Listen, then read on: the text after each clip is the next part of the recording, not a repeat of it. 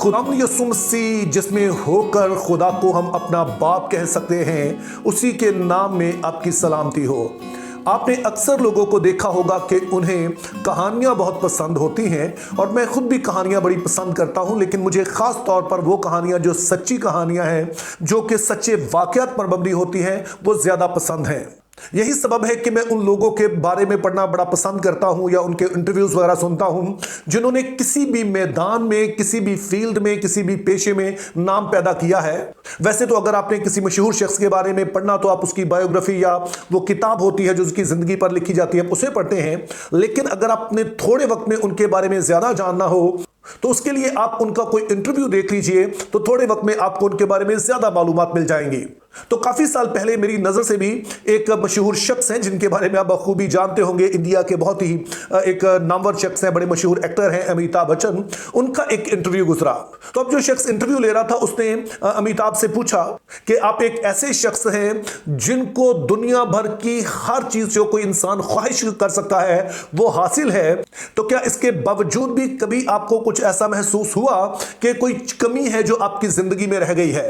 अब उन्होंने जो जवाब दिया कई साल गुजरने के बावजूद आज भी मेरे जहन में ताज़ा है, और उनका कहना था कि हाँ, मुझे एक कसक, एक अफसोस रहता है कि जब मेरे बच्चे छोटे थे और ये वो वक्त था कि जब उन्हें मेरी ज़रूरत थी, उस वक्त मैं 2 या 3 शिफ्टों में जो है वो रिकॉर्डिंग कर रहा होता था, तो जिसकी वजह से मैं अपने बच्चों को उस उम्र में जब उन्हें ज़्यादा मेरी ज़रूरत थी ज़्यादा वक्त नहीं दे पाया।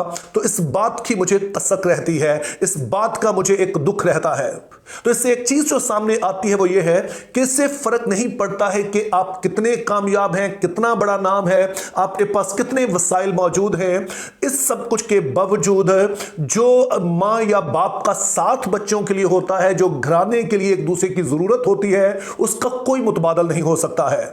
अब ये मिसाल तो ज़ाहिर एक दुनियावी थी, लेकिन जब बाइबल मुकद्दस में हम देखते हैं तो उसमें भी एक इंतहाई हम कामयाब शख्स को देखते हैं जिसको हम दाऊद के नाम से जानते हैं, जो दरअसल बाइबल मुकद्दस का एक इंतहाई मकबूल किरदार है।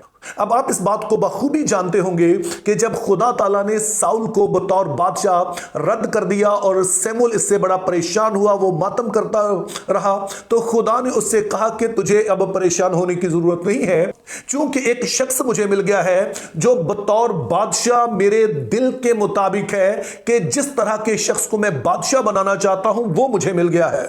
तो इस तरह से हम देखते हैं कि जिस तरह की कामयाबी बतौर बादशाह दाऊद ने समेटी, वो इस्राएल में से किसी और बादशाह के हिस्से में नहीं आई है, और उसे तारीख़ इस्राएल का सबसे कामयाब बादशाह तस्वुर किया जाता है। तो हम जब बात उसकी ख़ानदानी ज़िंदगी की करें तो उसमें हमें वो कामयाबी नज़र नहीं आती है जो कि बतौर बादशाह उसने समेटी थी। तो आइए हम बड़े ही मुख्तसरन दाऊद की जो खानदानी जिंदगी है इस पर गौर करते हैं। और उस हवाले से पहली चीज जो आप नोट करते हैं कि बाइबल मुकद्दस हमें बताती है कि दाऊद की कुल 8 बीवियां थीं। उनमें से शायद 2 को तो आप बड़ा ही अच्छे तरीके से जानते होंगे कि उसकी पहली बीवी जो कि साउल की बेटी थी, और जब दाऊद ने जाती जूलियत को मारा, और फिर इसी वादे के मुताबिक साउल जो है वो अपनी बेटी मीकल को दाऊद के साथ ब्याह देता है। और फिर एक और बीवी जिसके बारे में आप बखूबी जानते हैं, उसका नाम बतसबा था, और बाकियों के बारे में शायद आप ज्यादा ना जानते हो। तो आइए उसके लिए हम 2 शमूएल उसका 3रा बाब और उसकी 2 से 5वीं आयत पढ़ते हैं, जिसमें कुछ लिखा है। और हब्रोन में दाऊद के यहाँ बेटे पैदा हुए। अमनून उसका पहलौटा था जो यज़राइली अखीनोएम के वतन से था, और दूसरा कलेआब था जो किरमली नाबाल की बीवी अबी जेल से हुआ। तीसरा अबी सलोम था जो जसूर के बादशाह तलमी की बेटी मायका से हुआ।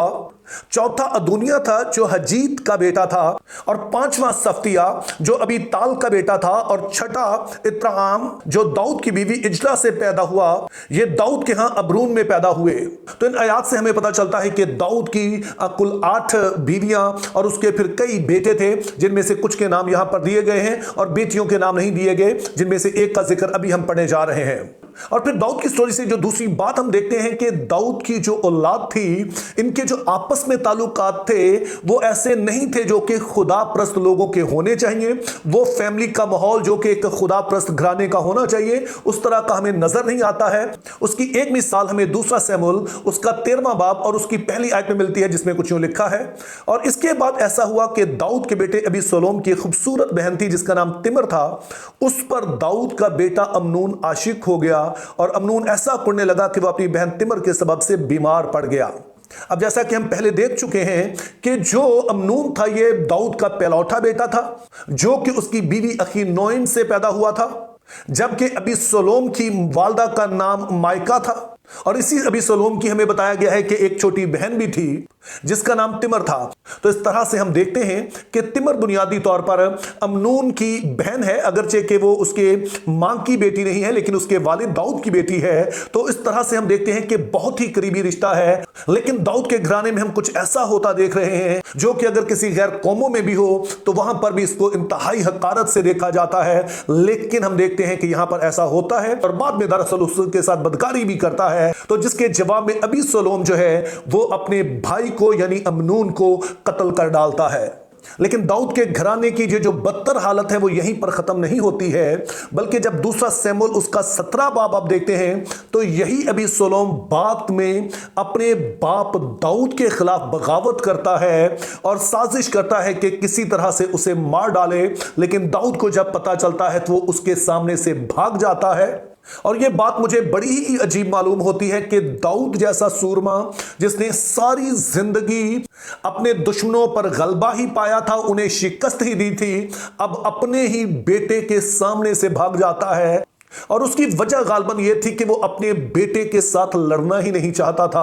और इसका अंदाजा हमें 18वें बाब में होता है कि जब दाऊद का सिपा सलार यानी योआब अपने फौजियों को लेकर अबीसलोम से लड़ने जाता है, उसे कत्ल कर डालता है। और जब दाऊद को इस बात की खबर मिलती है कि अबीसलोम जो है वो मर गया है, तो दाऊद रोता हुआ अपने महल की तरफ जाता है कि अय मेरे बेटे अबीसलोम, काश तेरी जगह मैं मर जाता। और फिर जब ये स्टोरी मजीद आगे बढ़ती है और हमें पता चलता है कि फिर दाऊद का एक बेटा है जिसका नाम सुलेमान है और दाऊद उसे बादशाह बनाना चाहता है।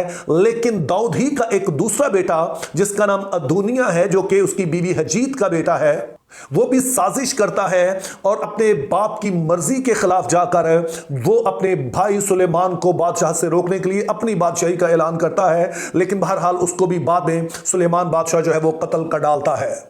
अब इस सारी स्टोरी में दो बातें जो है वो काबिल गौर हैं। नंबर 1, आप देखिए कि जो खुदा ने 10 अहकाम दिए थे तो उनमें से पहले 4 का ताल्लुक जो है वो तो खुदा के साथ ही है, बाकी 6 जो है वो इंसान के बारे में है। और दाऊद के घराने में हम इन हुक्मों को पूरी तरह से टूटता हुआ देखते हैं। अब इसी से दूसरी बात निकलती है कि दाऊद जैसा शख्स जो कि खुदा के दिल के मुआफिक है, वो शख्स जो कि खुदा से डरने वाला है, उसके घराने में यह सब कुछ क्यों हो रहा है? तो उसका एक जवाब हमें यह समझ में आता है कि जिस तरह से उसे अपने खानदान की फिक्र करनी चाहिए थी और खुदा ने जो दरअसल शरीयत में कहा था कि तू इन बातों को अपने बेटों को सिखाना, अपने पुतों को सिखाना ताकि वो खुदा का खौफ मानना सीखें, उस तरह से वो करने में नाकाम रहता है। और उसकी गालबन वजह यह है कि वो बाहर के मामलात में इतना बिजी रहा कि किसी तरह से वो घर पर वो तवज्जो नहीं दे सका और अपने बच्चों में ये सारी बातें ट्रांसफर नहीं कर सका। और रही सही कसर जो थी वो सुलेमान बादशाह ने पूरी कर दी कि जब उसने ना सिर्फ गैर कौम औरतों से शादी की बल्कि उनके पीछे लग के फिर वो बुतों की पूजा भी करने लगा। तो इस तरह से हम देखते हैं कि दाऊद जो बाइबल मुकद्दस का मकबूल तरीन किरदारों में से एक है और फिर वो शख्स जो कि खुदा के दिल के मुआफिक है, दरअसल जो एक आइडियल किंग समझा जाता है, लेकिन जब एक बाप होने की बात आती है तो उस तरह से उसे कामयाबी नहीं मिलती है।